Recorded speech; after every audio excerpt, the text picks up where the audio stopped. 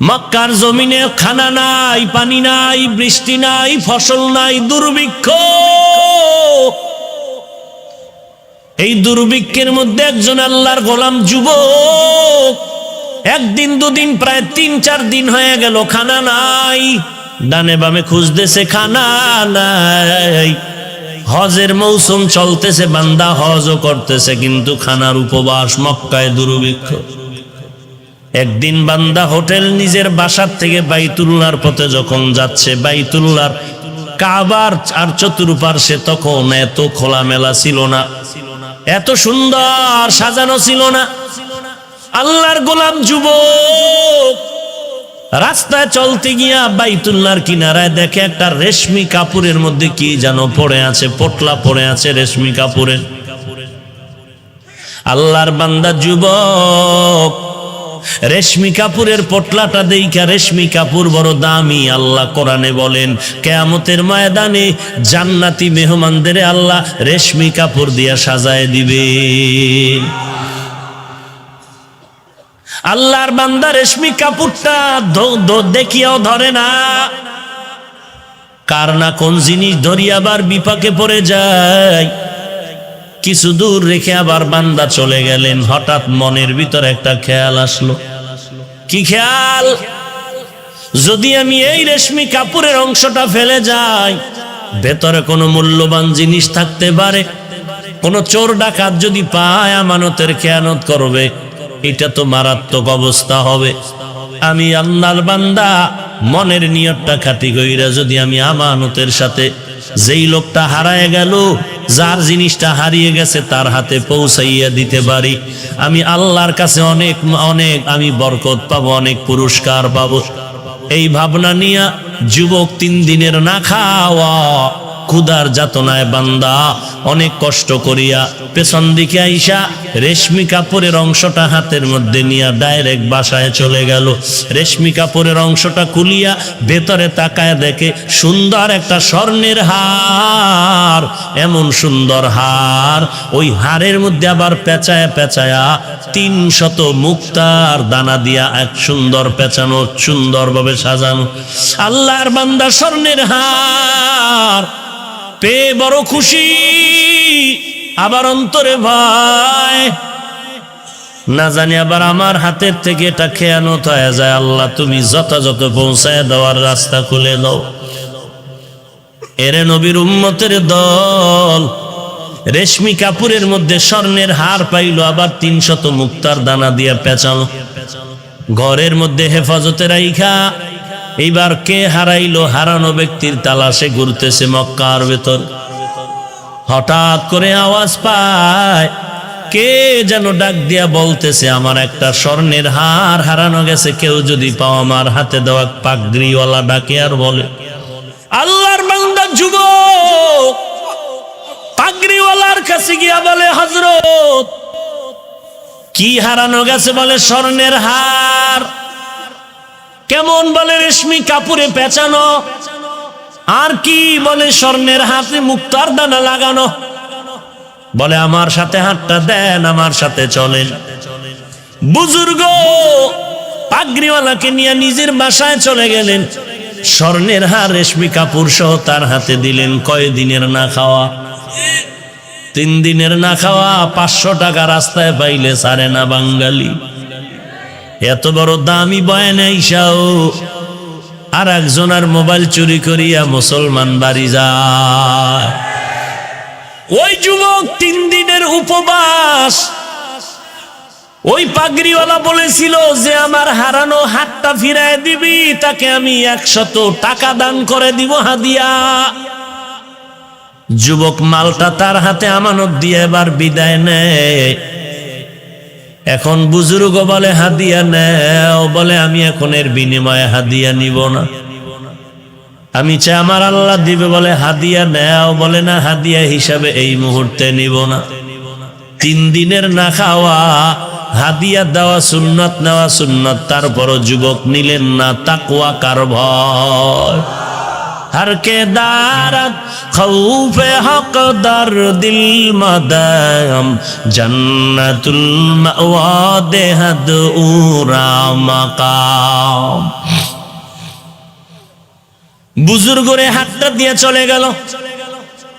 পাগড়িওয়ালা বুজুর্গর দিলে বড় আফসুস, এমন একটা সৎ ছেলে কে যে আমাদের হার ফিরায় দিল, হাদিয়াও নিল না। যুবক বাইতুল্লাহর কিনারায় বইয়া মন ভরে তার জন্য দোয়া করলেন। শেষ হয়ে গেল। যুবক কাফেলা নিয়া বাড়িতে রওয়ানা। বিমান নাই, রকেট নাই, তখন তো স্টিমার, নদীপথে সফর। নদীপথে সফরে রওয়ানা। আল্লাহর কঠিন পরীক্ষা। নদীর ভেতরে যাওয়ার পরে তুফান শুরু হয়ে গেল। তুফানের এক পর্যায়ে স্টিমার পানির নিচে চলে গেল, ডুবে গেল। ওই আল্লাহর গোলাম তাকওয়াওয়ালা যুবক ওই স্টিমারের একটা বয়া ধরে হাত ধরে রাখলো। আল্লাহ পাক নদীর পানিকে হুকুম দিলেন, আমার বান্দাটারে কিনারায় পৌঁছায় দাও। 3 দিনের না খাওয়া বান্দা আল্লাহর গোলাম যুবক পানিতে ভাসতে ভাসতে জংলার কিনারায় চলে গেল। নদীর ওপার উইঠা তাকায় দেখে চতুর্দিকে জঙ্গল, রাস্তা নাই, চলার মতো অচেনা পথ। আল্লাহর বান্দা তাকওয়ার মানদণ্ডে আল্লাহর ভয় নিয়ে রাস্তায় হাঁটে আর আল্লাহর নামের জিকির করে, আল্লাহর জিকির করে। আল্লাহ বলেন, ফাজকুরুনি আযকুরুকুম। যেই বান্দা আমার জিকির করে আমিও তার স্মরণ করি, যে আমাকে ভুলে না আমি আল্লাহ তাকে ভুলি না।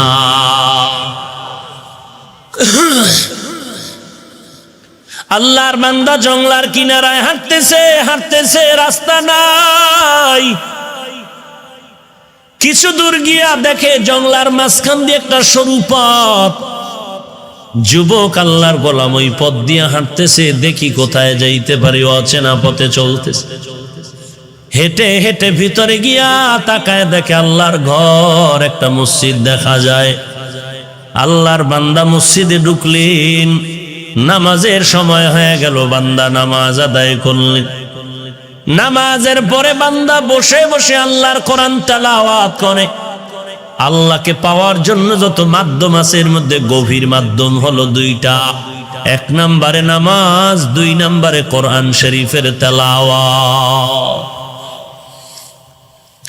আজকে মুসলমানের মধ্যে নামাজেরও দুর্বলতা, তেলাওয়াত তো নাই। আপনার কি আমার তো তেলাওয়াত নাই। রমজান চলে যায়, একটা খতম দিতে কষ্ট হয়, পুরাটা বছরে কোরআন খতমের কোনো চিন্তাই করি না। কোরআন তেলাওয়াত মানি কালামুল্লাহ। আয়নাটা খুললে যেমন নিজের চেহারা দেখা যায়, আল্লাহর কোরআনটা খুললে আমার আল্লাহকে দেখা যায়। কোথায় গেল কোরআনের আওয়াজ? আল্লাহর কোরআনের আওয়াজ উজানির কারি ইব্রাহিম সাহেব দিয়েছেন। বাইতুল্লাহর কিনারায় কোরআন পড়তেছেন। মক্কার মানুষ পাগল হয়ে গেল। পাগল হয়ে বলে, ইব্রাহিম আমাদের এলাকায় থাকো, তোমাকে আমাদের মেয়ে বিয়া দিয়ে দিও। উজানির কারি ইব্রাহিম কোরআন তেলাওয়াতের বিনিময়ে আল্লাহর বান্দা মক্কার মানুষ খুশি হইয়া মেয়ে বিয়া দিয়ে দিল। শর্ত হলো, তুমি যদি বাংলাদেশে যাও আমাদের মেয়ে নিতে পারবা না। রশিদ আহমদ গাঙ্গুহি চিঠি লিখলেন, ইব্রাহিম যা বাংলায় গিয়া কালেমার খেদমত করো। যখন রওনা দিবেন ডাক দিয়া কয়, বিবি তোমার সাথে শর্ত দিয়েছিল তোমার গার্ডিয়ান, দেশে যেতে পারবা না, তুমি কি করবা? বলে আমিও যাব। নোয়াখালীতে বাবায় টাকার বালিশ বানাইয়া ঘুমায়। কারি ইব্রাহিম উজানির কারি বড় আলেম, বাবা টাকায় লাথি মাইরা দেওবন্দ চলে গেলেন, ভারতে চলে গেলেন কালেমার এলেম শিখার জন্য। রশিদ আহমদের চিঠি পাইয়া উজানির জমিনে আসলেন। চাঁদপুর জেলা কচুয়া থানার অন্তর্গত উজানি। হিন্দুদের মালিকানায় জমিন ছিল, লম্বা বিশাল জঙ্গল খরিদ করলেন। খরিদ করার পরে ওই জমিন সাফ, জঙ্গল সাফ করার জন্য ভেতরে ঢুকলেন। ঢুকিয়া দেখে একটা গম্বুজের নিচে বসে একটা বাঘ তার বাচ্চারে দুগ্ধ পান করায়। ওই গম্বুজটা এখনো আছে। যারা উজানি গেছেন, যারা যান নাই, উজানির মসজিদ বিশাল বড় মসজিদের দক্ষিণ আর পশ্চিম কর্নারে ওই গম্বুজটা এখনো আছে। যেই গম্বুজের নিচে বাঘ তার বাচ্চাটারে দুধ পান করাইতেছিল, উজানির কারি সাহেব ডাক দিয়া কয়, বাঘ, বনি আদম এখানে থাকার জন্য আসছে, তুমি তোমার অন্য জায়গায় চলে যাও। কারি ইব্রাহিম কথা বলতে দেরি হয়, বাঘ তার বাচ্চা কাঁধে নিয়ে দৌড় দিতে আর দেরি করে না। আউলিয়ারা কারে অকবা এখতিয়ার, জাহেলারা কারে দুনিয়া এখতিয়ার। এ হলো আল্লাহওয়ালা, এরা হলো আল্লাহর খাঁটি গোলাম। কেমন গোলাম? উজানির কারি সাহেব চরমনে আসছেন, সৈয়দ ইসহাক রহমাতুল্লাহ আলাইহির আমন্ত্রণে আসলেন, খানা টানা খাওয়াইলেন। কারি ইব্রাহিম ডাক দিয়ে কইরে, ইসহাক বাবা, কে দিয়ে খানা খেয়ে খাওয়াইলি? বলে, গোশত, বিরিয়ানি, কোরমা। কারি ইব্রাহিম বলে, আস্তাগফিরুল্লাহ, এত ভালো খানা আমাকে তুই কেন দিলি? আমার নফস তো খুশি হয়ে গেল, এত ভালো খানা তো আমি নফসেরে দেই না। হুজুর, আপনি খাইলেন, টের পান নাই? বলে, এটা বুঝার কায়দা নাই। ওরে আল্লাহওয়ালারা দেখতেছো, ওদিকে তাকায় আছে, মনে হয় যেন কি দেখতেছি। আশরাফ আলী থানভী রহমাতুল্লাহ আলাই মুসল্লিদের নিয়ে, ভক্তদের নিয়ে রাস্তা দিয়ে হাঁটতেছেন। হঠাৎ করে রাস্তার কিনারায় দেখে সুন্দরী মেয়েরা কলস ভরে ভরে পানি নেয়, পাত্রে পানি নেয়। হঠাৎ একটা নজর দিলেন আশরাফ আলী থানভী, এক নজরে তাকায় আছেন, মনে হয় যেন মেয়েদের দিকে কি খারাপ দৃষ্টিতে তাকাইছেন। ভক্তরা কিছু বলে না, বেয়াদবি হয়ে যাবে। খানে কায়েমদা দিয়ে যাওয়ার পরে হযরতের কাছে প্রশ্ন করলেন, হযরত, আপনি মেয়েদের দিকে তাকাইলেন কেন? একটু জানতে মনে হয়, জানতে চাই। আশরাফ আলী থানভী হাকিমুল উম্মত বলে, যাও তোমরা ওই এলাকা একটা ঘুরি দিয়া খবর নিয়ে আসো। তারপরে ঘুরি খবর নিয়ে দেখে ওই বাড়ির মধ্যে কান্নার আওয়াজ, ওই মেয়েটা এখন আর জমিনে জিন্দা নাই। আশরাফ আলী থানভী কয়, রে ভাই, আমি নজর করে দেখলাম ওর উপরে কেমন যেন পরকালের বাহিনী, পরকালে আজরাইলের আক্রমণ, আজরাইলের আনাগোনা আমার অনুভব হইল। এই জন্য আমি দেখলাম যে হায়াত তো বেশিক্ষণ নাই। এটা বান্দার তবেই ব্যাপার না, এর নাম হলো কারামত। এটা আল্লাহওয়ালাদেরকে আল্লাহ দান করেন তাকওয়া যদি থাকে। এই জন্য ইয়া আইয়ুহাল্লাযীনা আমানু ইন তাত্তাকুল্লাহ ইয়াজআল লাকুম ফুরকানা, যারা আল্লাহর মহব্বতে তাকওয়া নিয়ে চলবে, আল্লাহ বলেন আমি তাদের একটা স্পেশাল পাওয়ার দেই। ওই পাওয়ারের নাম হলো ফুরকান। ফুরকানের অর্থ কি? হুয়া নূরুম মিন ইলাহি, আল্লাহর পক্ষ থেকে একটা নূর। এটা আল্লাহওয়ালাদের দান করেন যারা তাকওয়ার উপরে চলে। ওই নূর দ্বারা বান্দা কি করবে? মা ফুররিকা বিহি বাইনাল হাক্কি ওয়াল বাতিল, ওই নূরের আলো দিয়ে আল্লাহর ওলি হক আর বাতিল নির্ণয় করে হকের পথে আগায় যাবে। এটা আল্লাহওয়ালা যারা তারা পেয়ে যায়। ওরে বান্দা, এটা তো আল্লাহ আশরাফ আলী থানভীকে দান করেছিলেন, এটা তো কারি ইব্রাহিমরা পেয়েছে, এটা চরমনাইয়ের সৈয়দ ইসহাক, সৈয়দ ফজলুল করিম পেয়েছে। মেয়েটা রাজি হয়ে গেল, একজন কোরআনওয়ালা খতিব ইমাম আমার স্বামী হয়ে যাবে। বিয়ার তারিখ হয়ে গেল, বিবাহ হলো আজকে বাসর রাত। খতিব সাহেব আজকে বাসর ঘরে যাবেন। আগের খতিবের মেয়ে তার স্ত্রী হতে চলছে। রাতের বেলা বাসর ঘরে যখন যায়, আল্লাহর বান্দা যুবক সালাম দিয়া মসজিদের থেকে বিদায় নিয়া ওই বাসর ঘরে ঢুকলো। ঢুকার পরে একটা সালাম দিল। সালামের পরে মেয়েটা তাকায় দেখতেছে, আমার চেহারার দিকে তাকায় না। কেমন একজন খতিব আমি পাইলাম যে আমার কানের স্বর্ণের অলংকারের দিকে বারবার তাকায়, আমার গলার হার আর চেইনের দিকে তাকায়, আমার আঙ্গুলের স্বর্ণের আংটির দিকে তাকায়। আহারে আমি এত ভালো মনে করছিলাম, সে তো মনে হয় লোভী লোভী, স্বর্ণের দিকে তাকায় কেন? স্বর্ণের দিকে কেন তাকায়, এত লোভী কেন? মোটামুটি যুবক কথাটা আজ করতে পেরে ডাক দিয়া কয়, বিবি আমার, তুমি আমার নতুন স্ত্রী হয়েছো, মনের মধ্যে খারাপ কোনো ধারণা নিবা না। আমি তোমার চেহারা না দেখিয়া আমি স্বর্ণের দিকে তাকায়া দেখি, কারণ আমি মাওলা পাকের কুদরত দেখতেছি। আল্লাহর বান্দি বলে, কিসের কুদরত তুমি দেখো? বলে, তোমার স্বর্ণের আংটি, স্বর্ণের কানের অলংকার আর গলার মধ্যে যা দেখতেছি, মনে হয় জানো মক্কার জমিনে আমি একদিন স্বর্ণের হার পেয়েছিলাম, রেশমি কাপড়ে পেঁচানো, ওই হারটা তোমার গলার মধ্যে যেন দেখা যায়। এবার মেয়েটা ডাক দিয়ে কয়, ধন্যবাদ হে স্বামী আমার, ঠিকই স্বর্ণ গলার হার। আমার আব্বাজান হজে গিয়েছিলেন আমাকে নিয়ে, ওখানে গিয়ে আমার এই হার হারিয়ে গেল, রেশমি কাপড়ে পেঁচানো। আমার বাবা বড় ধনী, ওই হার হারিয়ে যাওয়ার পর আমার বাবা মক্কার অলিতে গলিতে ঘুরিয়া ঘুরিয়া কান্না করে বলেছিল, 1000 টাকা দিবে, 100 টাকা দিবে। আল্লাহর একটা বান্দা যুবক হারটা পাইয়া আমার বাবারে দিয়েছে, বাবার থেকে হাদিয়াও নেয় নাই। আব্বাজান ওই যুবকটারে বহু তালাশ করেছে, কিন্তু আর খুঁজিয়া পায় নাই।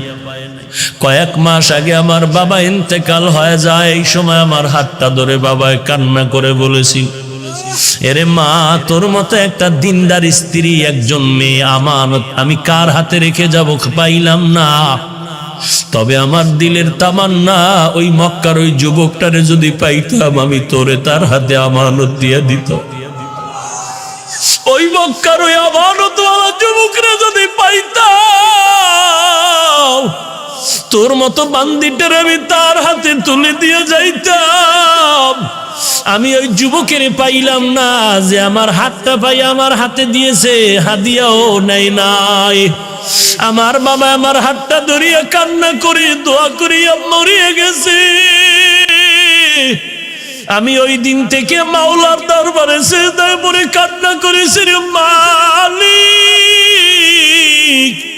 আমার বাবার মনের আশাটা পুরাইয়া দাও, ওই যুবকের মিলাইয়া দাও, ওই আমানতওয়ালা যুবকের চাই। আজ মনে হয় যেন আমার দোয়া বাবার আশা কবুল হয়েছে। তোমার হারানো হার দিয়ে তুমি হাদিয়া নাও নাই, তুমি বলেছিলে আমার মাওলা আমার হাদিয়া দিবেন। আজকে আমার মাওলা তোমার উপরে খুশি, শুধু আজকে হার তোমাকে দেয় নাই, বরং হারওয়ালা বান্দিকেও তোমাকে হাদিয়া দিয়েছে। या इलाही तू मेरा माबूद है, या इलाही तू मेरा माशूक है, या इलाही मुझसे मुझको दूर कर, ताकि देखो मुझ में तुझको एक नजर। এরে আমার পর্দার আড়ালের মা ও বোনেরা, মাওলার দরবারে চোখের পানি ছেড়ে কাঁদো। বাড়িওয়ালা টাকাওয়ালা দেইখা পাগল হইও না রে বোন। টাকা পাইবা, বাড়ি পাইবা, যদি শান্তি না পাও জীবনটার কোনো দাম নাই। এরে আল্লাহর বান্দিরা, আমার মাওলার কাছে বলো, মালিক দুনিয়াতে তুমি আমার এমন একটা স্বামী দিও, অন্তত কোরআনওয়ালা যেন থাকে, দিনদার হয়, চরিত্রটা যেন ভালো হয়। ও ভোলা এলাকার যুবক ভাই, আল্লাহর দরবারে চোখের পানি ছেড়ে কান্দ করো, আল্লাহর কাছে মাপ চাও, আর বলো, আল্লাহ এমন একটা মেয়ে তুমি আমার স্ত্রী বানায় দিও, কিছু পাই আর না পাই অন্তত যেন কোরআনওয়ালা পাই। কারণ যেই মহিলা কোরআনওয়ালা হবে তার সন্তানও জমিনের আদর্শওয়ালা হবে, গাছ ভালো হলে ফল ভালো হবে। এরে যুবক আল্লাহর গোলাম, আল্লাহর দরবারে তওবা করে কান্না করো। জীবনে কোনো মেয়ের চরিত্রে আঘাত করবি না, যদি করো তোর কপালটা পুড়ে যাবে, তোর জিন্দেগি ধ্বংস হয়ে যাবে। জীবনে নেশাগ্রস্ত হইও না, নেশার পেছনে পড়িও না রে বাবা। আজকে একটা যুবক আল্লাহর বান্দা, আপনাদের ভোলা এলাকার দামি সবাই নাম বললে চিনবে, সাংবাদিকতা করতো আল্লাহর বান্দা। আজকে চোখের পানি ছেড়ে দোয়া চাইলেন, অ্যাক্সিডেন্ট হয়ে পাও একটা অনষ্ট হওয়ার পথে চলে গেল। আমাকে আগের ছবিগুলো দেখাইলো আর বলল, হুজুর আমি অল টাইম পিস্তল নিয়ে চলতাম। বলার মধ্যে আমার সামনে একটা চোখ তুলে কথা বলার কেউ ছিল না, কিন্তু আপনার বয়ান শোনার পর আমি এমনভাবে মজবুত হয়ে গেছি, আমি প্রতিদিন নামাজ পড়ি রাতের বেলায়, অসুস্থ অবস্থায় নামাজ ছাড়ি না। এরে নবীর উম্মতের দল, এরে যুবক আল্লাহর গোলাম, আজকে এত বয়ান আল্লাহওয়ালার চলে, আর পরও কেন নামাজ পড়ো না রে যুবক? আজকে আমি টুপি ফালাই না, শীতের মধ্যেও নামাজ বাদ দেই না, কারণ তুমি বলো টুপি মাথায় দিলে গরম হয় মাথা, তোমার থেকে কম বুঝি না। দাড়িটা রাখলে যৌবনের ভাব চলে যায়, তোমার থেকে কম বুঝি না। এরপরও কেন টুপি ফালাই না, দাড়ি ফালাই না, নামাজ ছাড়ি না? একমাত্র কারণ আল্লাহর কোরআন সত্য, নবীর কথা সত্য। গুনাহগার হয়ে কবরে গেলে কবরের আযাব সত্য হয়ে যাবে। জমিন থেকে 9,30,00,000 মাইল উপরে সূর্য রাতের বেলা নাই, এত ঠান্ডার মধ্যে এত গরম লাগে, এত ঘাম। আল্লাহর নবী বলেন, দুনিয়ার ঘরে আগুন লাগলে যেমন পানি ছাড়া ঠান্ডা করা যায় না, এই দুনিয়ার গরম থেকে জাহান্নামের আগুনের গরম আরো কঠিন করে। আল্লাহর নবী বলেন, গুনাহগারেরা যদি গুনাহ নিয়ে কবরে যাও, ওই কবরের মধ্যে দুই পার্শ্বের মাটির চাপ, একটা নয় দুইটা নয় 70 থেকে 99টা সাপের কামড়। এরে নবীর উম্মত সাহাবায়ে কেরাম শুধু কবরের চিন্তায় কান্না, খানা নাই, ঘুম নাই।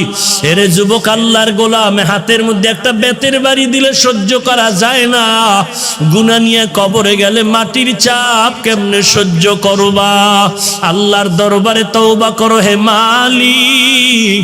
এই ময়দানে ডানে বামে তাকায় দেখো, তোমার মতো কত যুবক দাড়িওয়ালা 5 ওয়াক্ত নামাজি, তুমি কেন পারবা না? তোমার মতো যুবক ব্যবসা করে নামাজ ছাড়ে না, তুমি কেন পারবা না? তোমার মতো যুবক ড্রাইভারি করে নামাজ ছাড়ে না, তুমি কেন পারবা না? আল্লাহর কাছে তওবা করো, চোখের পানি ছেড়ে কান্না করো, আল্লাহ গুনাহ নিয়ে কবরে যাব না, তোমার দরবারে আমি তওবার দরজায় ফিরে আসলাম, তুমি আমাকে মাফ করে দাও।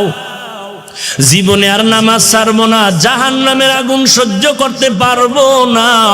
আজকে থেকে ধোকায় পরে যত গুনাহ করছি তওবা কর দরজায় ফিরে আসলাম, আর জীবনে গুনাহ করব না, নামাজ ছাড়বো না, মা বাবাকে কষ্ট দিব না, আলেম ওলামাদের বিরোধিতা করব না, আর কোনোদিন দেশের বিরুদ্ধে জাতির বিরুদ্ধে ষড়যন্ত্র করব না, আর কোনোদিন নবীর সুন্নতের বাহিরে চলবো না। জীবনে টুপি আর ছাড়বা না, নামাজ ছাড়বা না। ওরে আমি টুপিদারির কারণে তো আমাদের সম্মান কমে নাই। তুমিও বাজার করো, আমিও বাজার করি, তুমিও 3 বেলা খাও, আমিও 3 বেলা খাই, তুমিও বিয়া শাদী করেছো, আমিও করেছি। ওরে বাবা বলো, টুপিদারির কারণে তো আমরা নিচে পড়িয়া যাই নাই, বরং সর্বোচ্চ সম্মানে আল্লাহ রেখেছেন। তবে তওবা করো, আল্লাহর কাছে চোখের পানি ছেড়ে কান্না করো। কান্না যদি না থাকে আল্লাহকে বলো, আল্লাহ কান্নাওয়ালা চক্ষু দাও। এক ফোঁটা চোখের পানি যদি তোমার চোখ থেকে বের হয়ে যায়, মদিনার নবী বলেন, গাভীর ওলান থেকে দুধ বের করে ভেতরে যেমন ঢুকানো সম্ভব না, কান্নাওয়ালা বান্দাকে জাহান্নামে দেওয়াও সম্ভব না। এখানে আপনারা বসছেন বয়ানে, ঘর পর্যন্ত যাওয়ার গ্যারান্টি কারো হাতের মধ্যে নাই। অতএব তওবা করো, আল্লাহ আর গুনাহ করব না, নামাজ ছাড়বো না রে মালিক। আজকে থেকে খাঁটি মনে তওবা করে নিলাম, গলায় ছুরি আসলে মরে যাব, আর কোনোদিন গুনাহের পথে যাব না, আর কোনোদিন অসামাজিক কাজ করব না, আর কোনোদিন নেশাগ্রস্তের লাইনে চলবো না। তওবা করার যদি খাঁটি নিয়ত থাকে, অন্তরে যদি কোনো ভেজাল না থাকে, মুনাফিকি না থাকে, খাঁটি তওবার নিয়তে 2 হাত আমার আল্লাহকে দেখায় দাও। আয় আল্লাহ সবার হাত আপনি কবুল করে নেন, আমাদের তওবা কবুল করে নেন। আয় আল্লাহ তওবার উপরে মজবুত হয়ে চলার তৌফিক দান করেন, ঈমান ও আমল মজবুত করে দেন, নবীজির সুন্নতের উপরে চলার তৌফিক দান করেন। আয় আল্লাহ সুন্নতের আমলওয়ালা জিন্দেগি দান করেন, গুনাহের প্রতি ঘৃণা জমায়ে দেন, বেশি বেশি নেক আমলের আগ্রহ বাড়ায় দেন। আমিন।